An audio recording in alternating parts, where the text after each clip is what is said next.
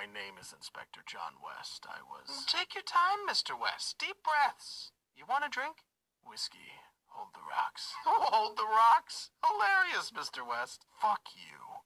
My name is Inspector John West. I was the officer in command on the Party Hard killings. Can you describe to me exactly what the Party Hard killings were? They were a series of murders strung across the U.S. during the autumn break of 2000, exclusively taking place in and around house parties, rooftop parties, cruise parties, you name it. This guy was there, stabbing his way through the crowds.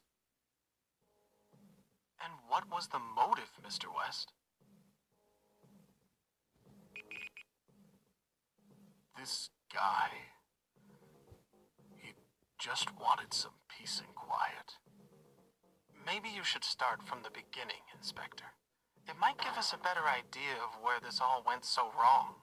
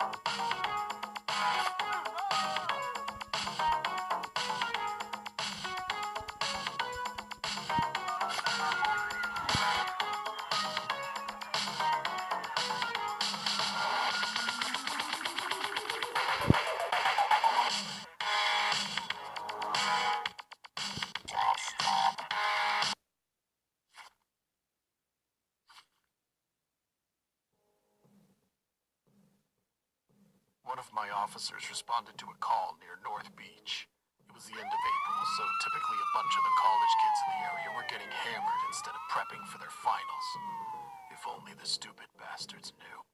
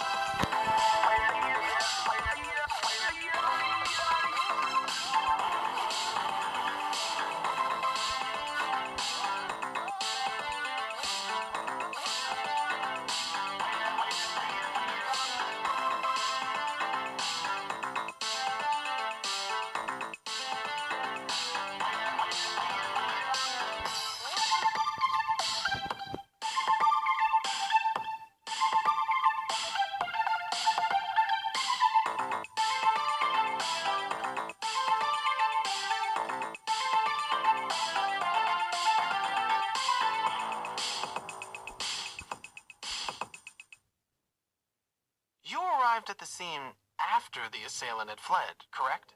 A little after 3 a.m., yeah.